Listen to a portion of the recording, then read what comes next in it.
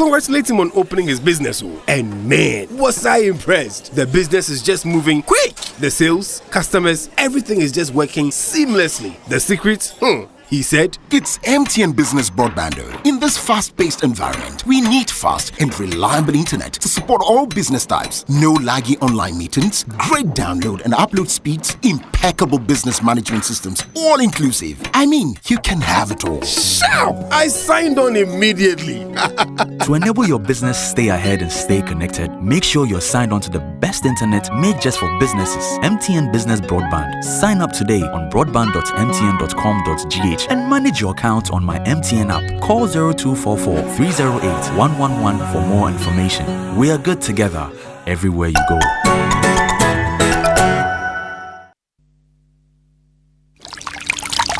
Good afternoon, Ghana. It's 12 o'clock. Time to reach for mobile water. Mobile water, unique in every way.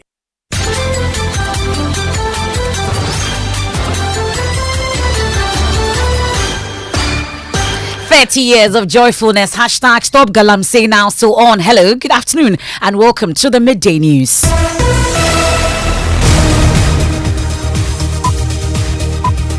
The Midday News is live on Joy 99.7 FM, Hits 103.9 FM here in Accra, Love 99.5 FM in Kumasi, myjoyonline.com. We are live in all 16 regions of Ghana. We are on KTU Radio in Koforidua, Radio Max in Takrady, ATL FM in Cape Coast, and Jubilee FM in Keta. We are live on X Spaces. We are on Facebook. The Midday News is supported by Petrol Soul Platinum Energy, energizing dreams. This afternoon, U.S. Senator urges his government to mount pressure on IMF to halt further releases of its $3 billion program until Ghana settles debts to U.S. companies. We have details of a letter written to U.S. Treasury Secretary.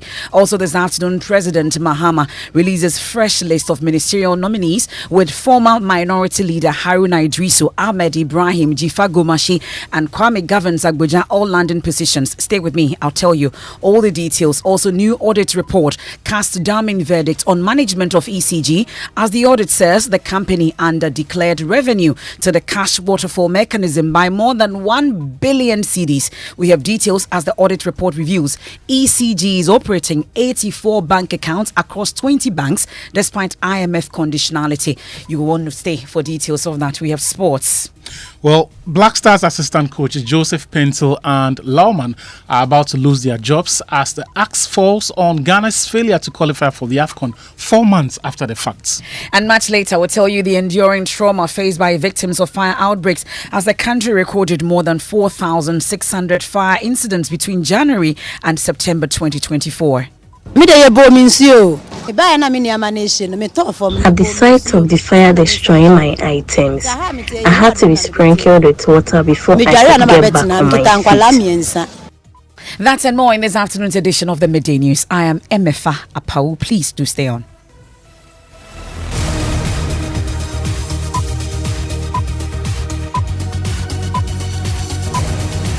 And this is your home of independent, fearless and credible journalism. We start off with the latest nominees or the list of cabinet and of course sector ministerial list that has just been released by the Office of the President, and Parliamentary Affairs correspondent Kwiku Asante joins us in studio. That tells a lot. Yes. Who is on the list? Who made it? Well, it's fresh, and John Dramani Mahama has made 9 more nominees to his cabinet and other sector ministers, as well as 3 regional ministers. And the list really makes for an interesting reading. Haruna Idrisu, who has served before as a communications minister, Minister for Trade and Industry, a former minority leader, is now headed to the Education Ministry. And let me run through the list. Ministry of Roads and Highways, that is the MP for Adaklu. Kwame Govans Agboja, he's currently the majority chief whip. The Ministry of Food and Agric is going to be at the Eric Opoku is going to be the next minister if Parliament approves of his nomination. And then MP for Krowo, Agnes Namomulati, is headed to the Ministry of Gender, Children and Social Protection. And then Abla Jifa Gomashi is headed to the Ministry of Tourism, Culture and Creative Arts. In John Dramani Mahama's last government, he was the deputy minister. She was the deputy minister. And then Emilia Arthur, a first-time MP for Shama, is going to the Ministry of Fisheries and Aquaculture. And then The NDC's National Youth Organizer, George Opariado, has been nominated to the newly created Ministry of Youth Development and Empowerment. And like I told you, Haruna Idrisu headed to the Ministry of Education. Ahmed Ibrahim is currently the first Deputy Majority Whip. He's headed to the Ministry of Local Government, Chieftaincy and Religious Affairs, that realigned ministry. And then Elizabeth Ofosuejare, MP for Techima North, going to Ministry of Trade, Agribusiness and Industry. And then the 3 regional ministers, the Western North, Wilbert Petty Brentum, Central, Edua Namwa Eko Penyi Ochre, and then Western is Joseph Nelson. That is the list that just landed on the speaker's desk. And I know that you and I, we don't have good mathematics, skills and all, but I'm sure we've been still calculating. We have 3 more regional ministries to go. Yes. And then if we are when it comes to the ministry, 9 plus 3, 12. Okay. And the cabinet is supposed to be made up of 19 ministers. And so if Mahama is going to stick by that, he still has 6 appointments to be made. There is Foreign Affairs, which name hasn't come up Transport yet. is still not. Transport is still not out. Also, communications, health. Okay. Health, there's a lot of jostling there. And so John Dramani Mahama is yet to make all those appointments. And it's still supposed to be 60. Right? 60, yes, as John Mahama committed in the last election. And we're still waiting for that official communication from the Jubilee House. Yes. On this. Well, and I'm sure you're watching closely, and that's the latest list that Joy News Sources has lent. And this is the latest nominees that have come out in terms of nominations or appointments that has been made by President John Dramani Mahama. He's expected to make 60, and according to the promise that was made.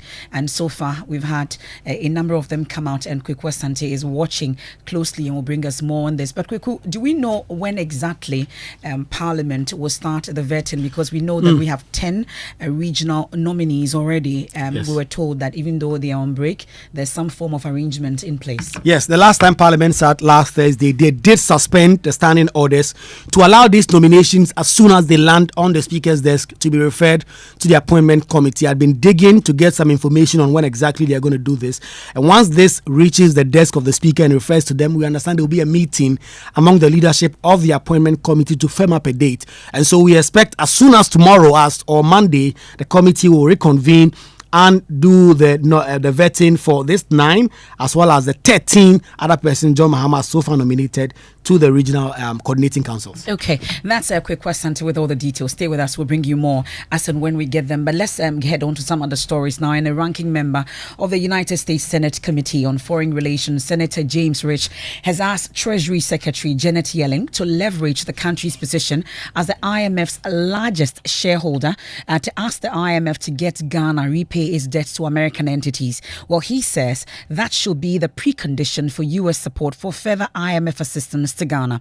Senator Rich cited significant unpaid debt owed by the government of Ghana to American companies. Well, Joy News editor Fred Smith joins me in studio. He's been studying that complaint filed by the U.S. Senator to the U.S. Treasury Secretary. Fred, let's talk about all the details. We know we're getting some information on this. What do we know? Yes, so this complaint was filed by Senator Rich last month, but we now have we've now laid our hands on it, and it's written to Secretary Yellen, and it says, I write to express my concern that the International Monetary Fund may approve up to $3 billion to the Republic of Ghana under a 3-year extended credit facility arrangement pending the IMF Board of Directors consideration of Ghana's third program review in December 2024.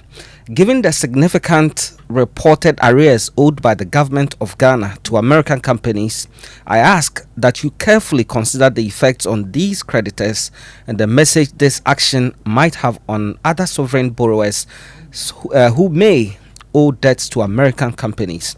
It's my understanding that the government of Ghana owes approximately $251 million in outstanding payments to American companies. And Emefa, these include Twin City Energy, American Tower Company, GSM, Chubb, Cosmos Energy, and Zipline. Now, while some companies have managed to recoup specific payments, the government of Ghana appears to have consistently violated both previous and current payment plans, and these unpaid debts place substantial financial strain on U.S. businesses in Ghana and jeopardize their operations and investments. Moreover, the TCE and CHAP investments are backed by the U.S. International Development Finance Corporation. Ghana's arrears not only affect U.S. companies, but U.S. government investments financed with U.S. taxpayer money. Now, as the IMF's largest shareholder, the United States play a crucial role in shaping the institution's strategic priorities. As U.S. Secretary of the Treasury, I urge you to direct our executive director at the IMF to look into this matter. The director should use our influence to make clear that the U.S. support for further IMF assistance to Ghana will depend on a good faith effort to establish a concrete and enforceable repayment plan for the remaining outstanding arrears owed to American companies. Okay, and we're yet to hear that response from the U.S. Treasury, but Fred and the team are following up on that. But we've been hearing from the Canadian High Commissioner to Ghana, Miriam Montrent, and he's raised alarm about outstanding payments owed some international businesses, urging the President-elect or President Mahama to prioritize creating a more conducive environment for foreign investments, as some companies are reportedly considering exiting Ghana. The other piece that you mentioned was with respect to making the environment more welcoming to businesses. And I think that's important as well, because there's lots of opportunities. However, people seem to be afraid of coming to the current environment because they feel that it's not going to be very easy, it's not easy to navigate, and there are other factors that may deter them from coming and investing in Ghana. So there's lots of work that we can do together in order to really encourage companies to actually come and settle in Ghana. When we are talking about the investment pieces as well, I do think that one of the things that would be helpful is ensuring that companies are being paid on time, because that's also another factor that has been a huge deterrent, having to fight to get the money that is being owed. So something to keep in mind as things are evolving. And I think that you're absolutely global health, the agriculture, Canada has lots of expertise that we can lend. On the mining energy front, we've been working with the Volta River Authority. There's been some talks that have taken place between the Northern Alberta Technology Institute. You're not the only country to raise the issue of payments. I met the American ambassador, and she also raised payments to international companies that have done work. I thought that government treated only domestic companies so shabbily. I didn't know that it had extended to international companies. But she gave us a list of American companies that have done work and not been paid. I don't know if they are Canadian companies, but we will get that list, then we can keep a focus on it and see how. And on the mining front, it's also about protecting the interests of those companies. Yes. So I was talking to some of the companies, and because they fear so much about the security and then their investment being jeopardized, some of them are even thinking about exiting and going to countries that they feel will be.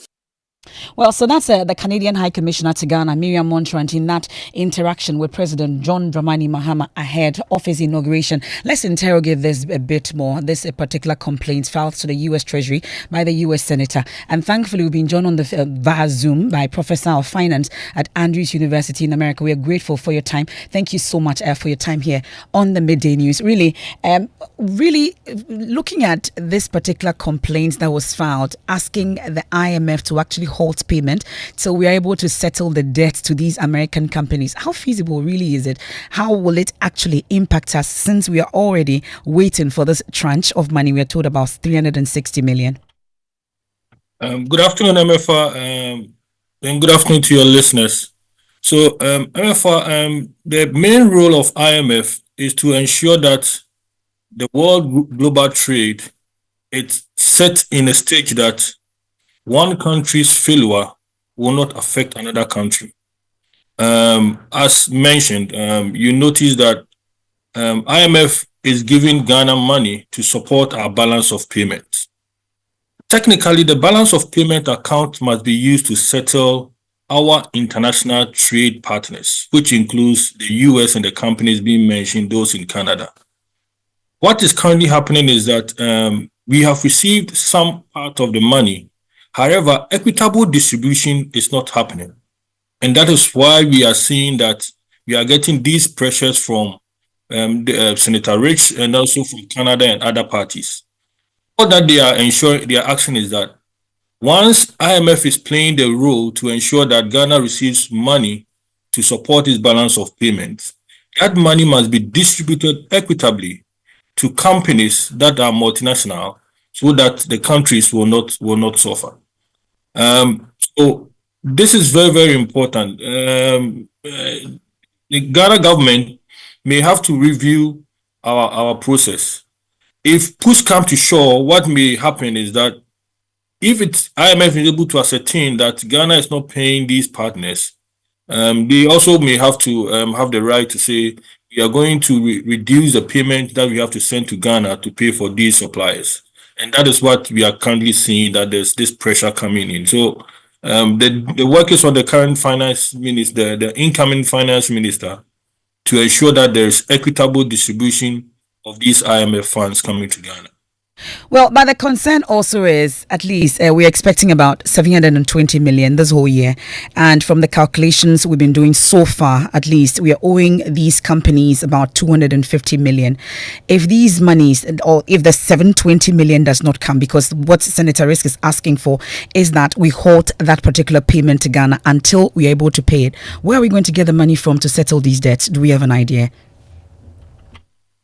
IMF will honor is part of the obligation, but Ghana government may have to start the renegotiation with these partners. I'm sure if you remember, the previous finance minister and even at the vetting, the incoming finance minister admitted that there is still some suppliers that Ghana government must negotiate with them in terms of payment, and they include these companies. So we may to do this negotiation very fast, at least use some of our 4.2 billion dollars we have in our reserve to start making some of these payments, and this will help Ghana to receive the next $750 million that we are expecting. Bank of Ghana reports that we our balance of payment account and net international reserve account, and we have about 4.2 billion US dollars. So this is the time that we have to use some of that money to settle these suppliers, and then we will be at peace, and then we'll be able to receive 750 coming in. But finally and briefly though, correct me if I'm wrong, we know that this IMF payment or the monies that we received is strictly for balance of payment and not payment of debt, correct? So the balance of payment means that let the money come into your account and use that balance of payment money in that account to settle your external suppliers. So these external suppliers include the companies listed by Senator Rich, and they are not receiving payment. So that is why the letter is coming. We have received the money into the balance of payment account. However, we are not distributing the money to the people we owe outsiders. If you look at it, our attention has only focused on the bondholders.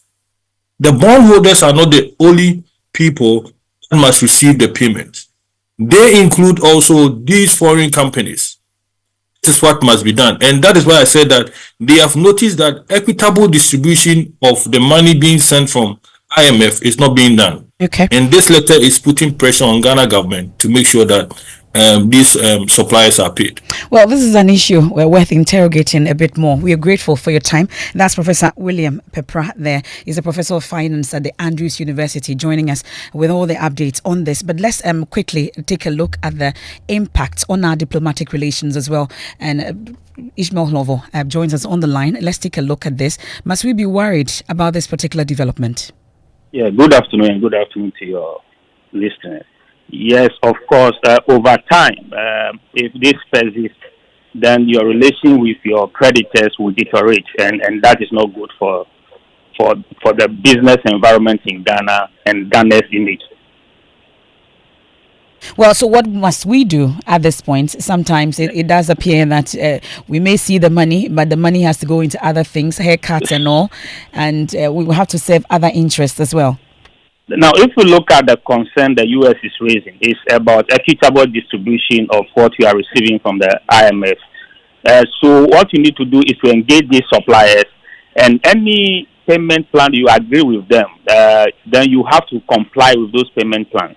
Because if you agree a payment plan with a creditor and then you keep on defaulting on it, over time they lack trust in you, and it will result in some of these things that happen. So it's about engaging them, having a plan agreed that we are sure that we will honor, and we should honor those plans when the time is due. And if we do that over time, then we reestablish the trust that yes, we are committed to honoring our international obligations, and then that will also improve our economic relations with them. Because currently, if it continues like that, you are jeopardizing investment into your economy.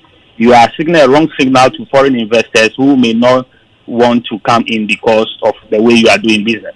But asking the IMF to hold payments, is that not rather harsh as well? Normally, what the senator is trying to do is to use the U.S. influence within the IMF to put pressure on you, so that you get to understand that, because from their reading, you will still need international financing going forward. Okay. So they are just trying to tell you that if you don't honor your international obligations, the U.S., who is the largest shareholder in the IMF, will not support any future program you come with. The IMF may not hold programs for you. Of course, they deal strictly with countries. So the U.S. is only going to use its position there to try to influence how they go forward now. We are grateful. That's Dr. Ishmael Holovo. He's an international relations analyst on this particular complaint filed by the U.S. Senator to the U.S. Treasury to ask the IMF to hold payments to Ghana until we settle debts owed American companies. Well, a new audit into the operations of State Power Distribution Company, ECG, it has just come out, and it says that the underdeclared revenue to the cash waterfall mechanism by more than 1 billion Ghana cedis. The cash waterfall mechanism was implemented in April 2020 as part of the Energy Sector Recovery Program to ensure fairness and transparency in distributing energy revenues among electricity distribution companies. Well, let's get all the details from my colleague. Kofi J is our in-house data analyst. Kofi, tell us about the report and the ECG's revenue faring during the period.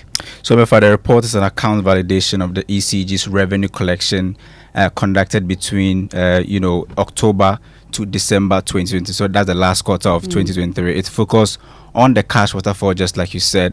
And in terms of the audit, according to the report, the audit report indicate that ECG declared its revenue for the last quarter of 2023 by 490 million Ghana cedis. ECG reported revenue of 3.38 billion Ghana cedis, while the validation also accounted for about 3.87 billion Ghana. So the difference is that 490 million that we are talking about. Well, there are a number of accounts that ECG declares, and then also let's talk about the operations under the cash waterfall mechanism.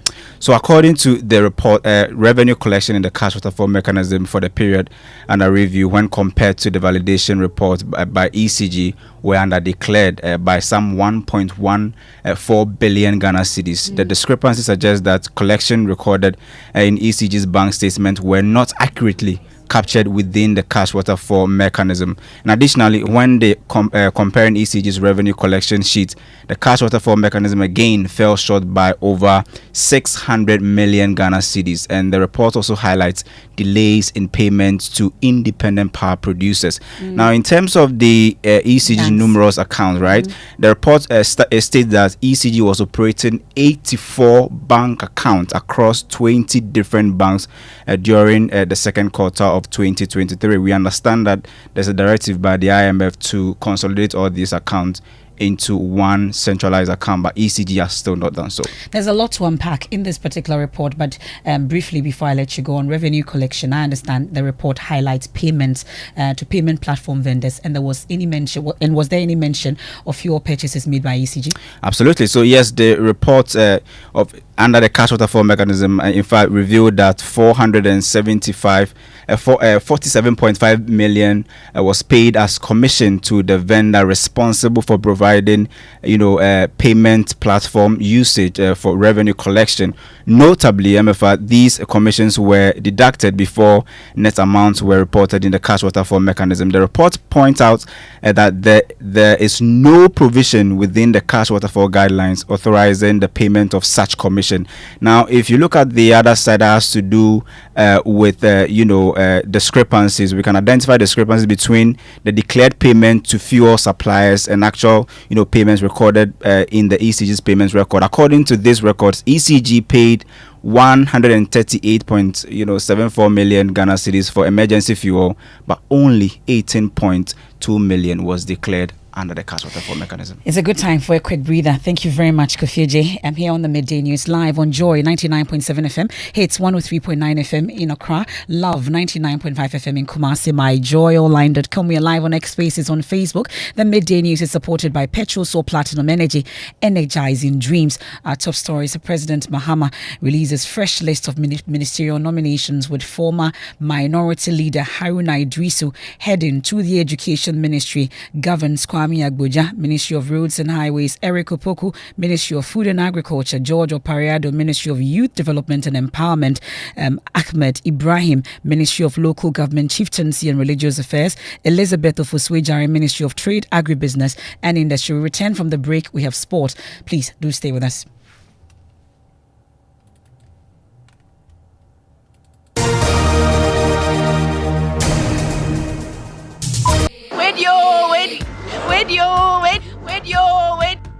Where did I?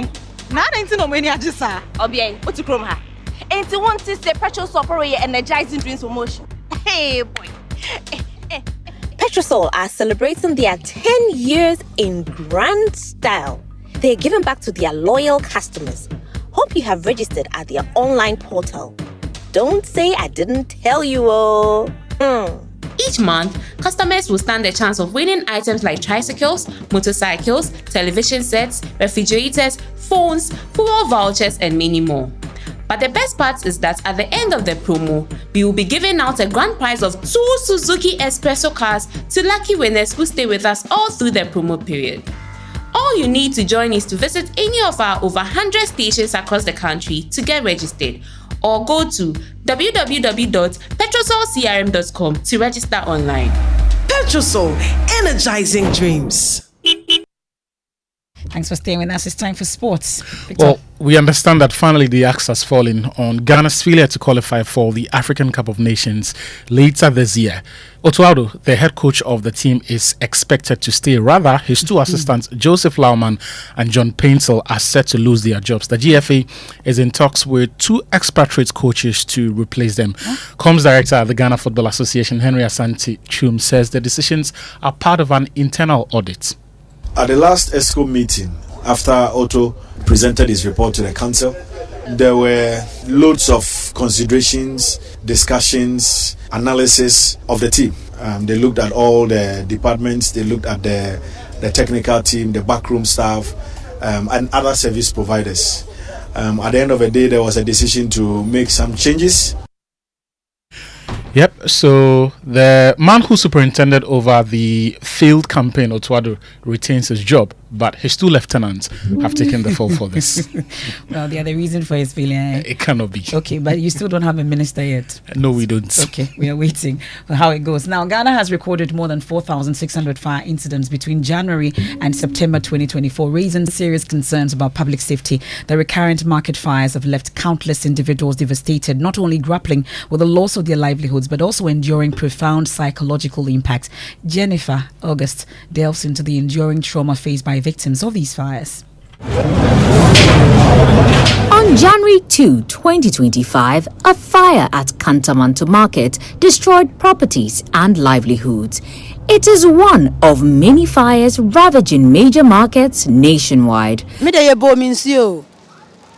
Me buy na me nation. Me talk from ne bo minsio. Sana me san sole. Man fani easy cry. I get scared whenever I remember the situation.